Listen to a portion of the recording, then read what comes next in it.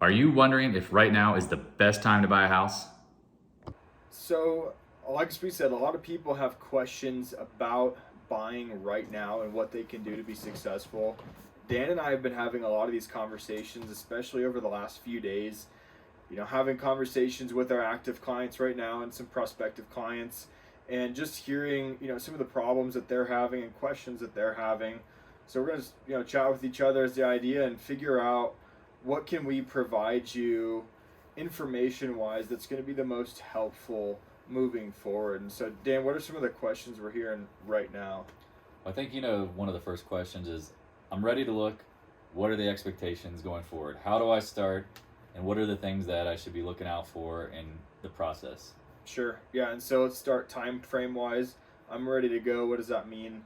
Let's think 18 months out. If you're between 0 and 18 months out right now, you really want to be thinking about what am I doing to start moving this process forwards. And where I would start is just call one of us, right? Have a Yeah. conversation with a local realtor that you trust, and figure out, the questions that you need to be asking. You shouldn't expect to know every question to ask. Nope. It's something that you can be prompted to ask, and that's going to come from someone that's experienced and actively working in the market, selling more than 3 or 4 homes a year, right? Can't be a Right. professional and really help in that capacity, in my Yeah. opinion. And so, yeah, meet with a professional if you're within 18 months out, and start figuring out, what do I need to know? Do some information gathering, real estate wise, financial wise, demographics and neighborhood, and commute to work, all Yep. of those things. Start thinking about it, write it down, get moving as quick as possible, really.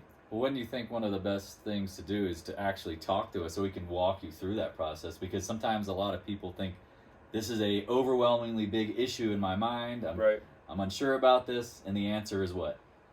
Simple. Just get started. Just get started, and Yeah, it's man. really that simple Pick up sometimes. the phone, which I know a lot of people are kind of afraid to pick up the phone, and actually just make a phone call. We'll have our phone numbers below in the comments section area, and you can really just pick up the phone, text us, or call us. Those are our cell phone numbers, and that's going to get you just some momentum. A little bit of momentum Yep. is really just going to go a long way here. Finding out, how can I make this a reality, right? Especially if interest rates keep going up or something happens in the market, which we're not really expecting. But if something does, you'd wish, in hindsight, I wish I started 6 months ago or a month ago. Don't live in regret like that. Oh, Just yeah. get started. Well, one of the things we talked about is, people who were prepared going into COVID, or say the market and the economy change. If you have a plan and say prices do drop a ton, or all of a sudden interest rates go down quickly, if you are ready to go and a professional like ourselves can help you, so many people we know bought houses during COVID, bought houses during the housing crisis.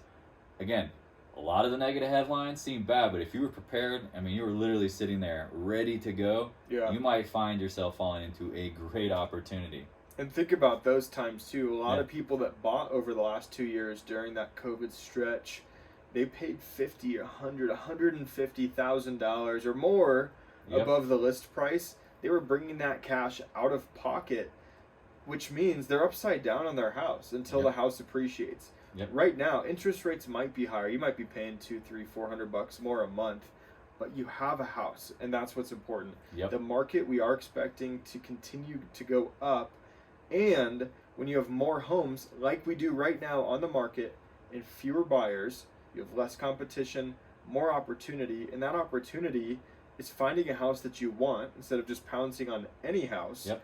And then finding a seller that's ripe for opportunity, someone that's getting a divorce, that needs to move for a job transfer, Yep. something that's pressing them on time, where money is not the motivating factor, right? So we can find those people right now more than before Oh, yeah. that are willing to take $50 or $100,000 less than what market value is. So if you think I'm making $400 extra payment a month, interest rates are going to be high for another year, maybe we don't know, but let's say it's another year. Yeah. That's another $4,800, $5,000 that you're paying over the next year with $50 or $100,000 in free equity. That's a no-brainer math-wise, right? Long term, you're setting your family up for success. Oh, a huge success. And I think we can both attest. We have both bought properties in the last year on a steep discount because people were what? Willing to walk away and sell a property quickly.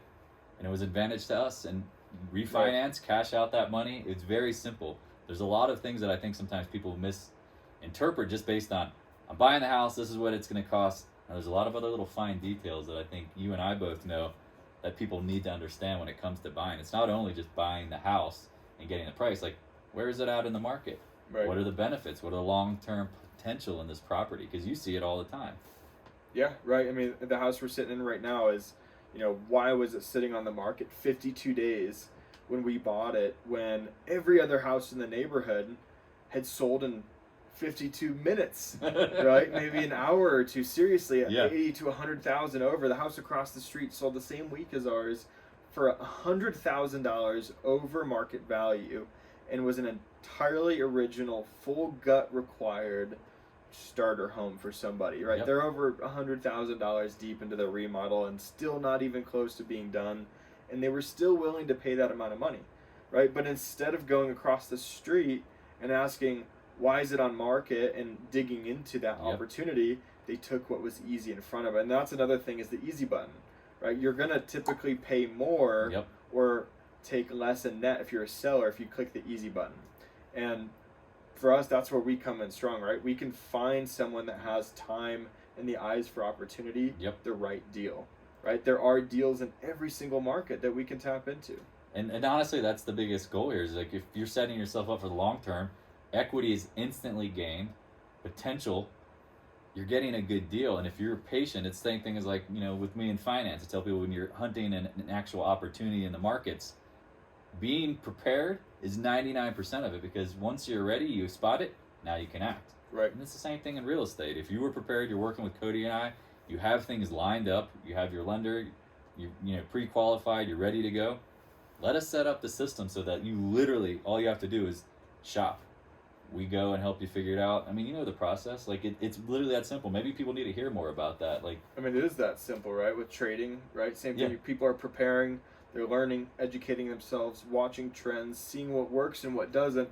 Same thing with buying and selling, right? If you're selling a house, if you prepare, you clean your house, make the landscaping look nice, break out a pressure washer, right? Clean the windows, hire a professional cleaner on the inside, make it look and smell nice, take out all the clutter and bring in a stager, get professional photos, right? Let's say like 5 things on a checklist there. Your house is going to sell sometimes for 10 or 15% more than the same house it was 7 or 10 days ago. Yeah, it's crazy. Right? Just because of the preparation. That's $50, $100, $150 plus $1,000 extra in your pocket in this market for a week, and $1,000 out of pocket. Good investment.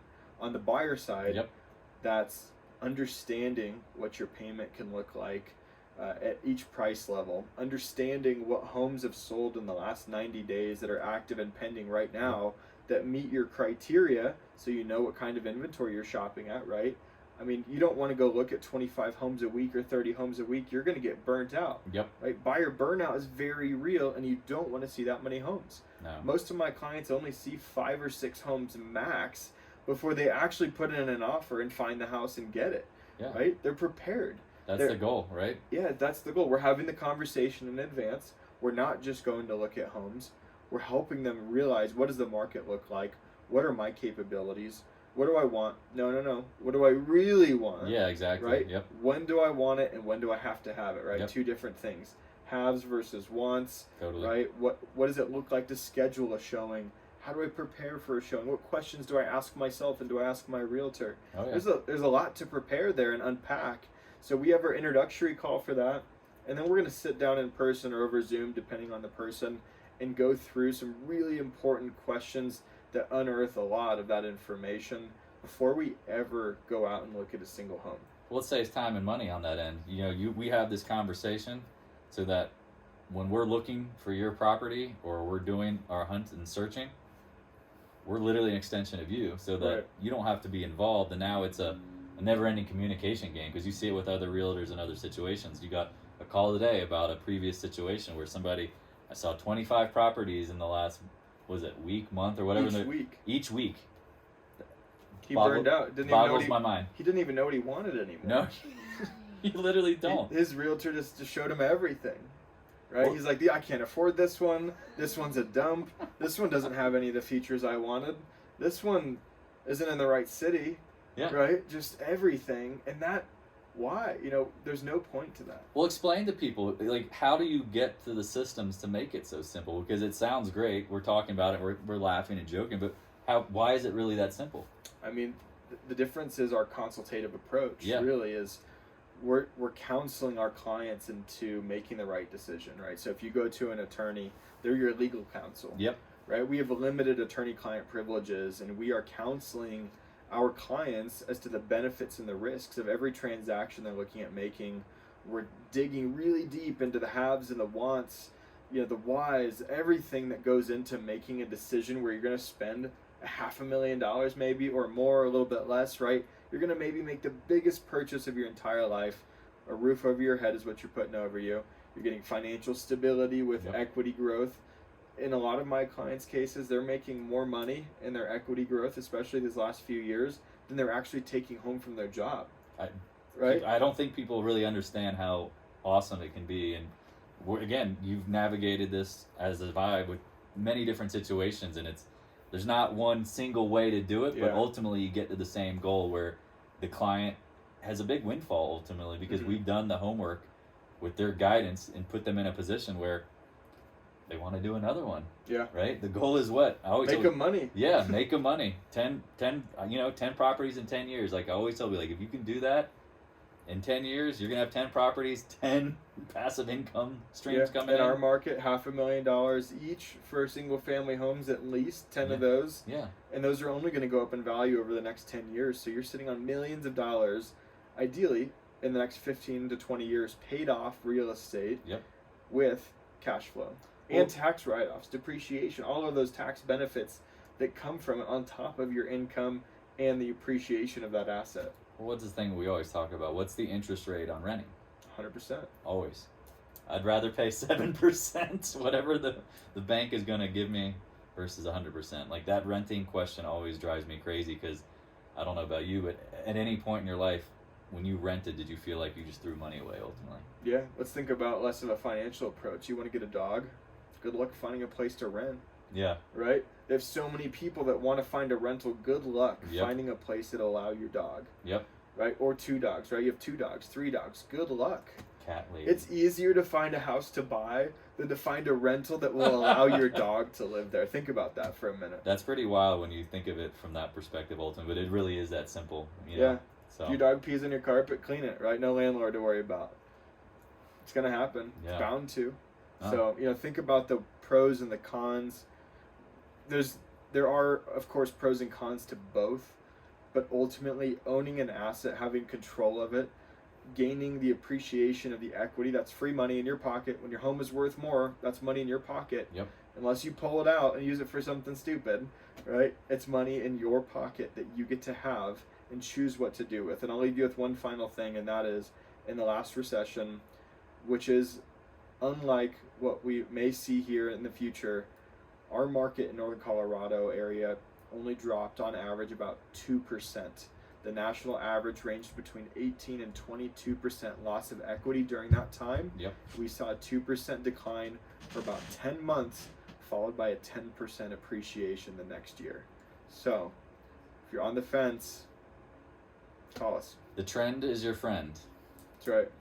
That's right. Well, good chatting with you, Cody. Appreciate it. Thanks for chatting, and thanks for watching, everybody. If you have any questions, call us. Our numbers are below.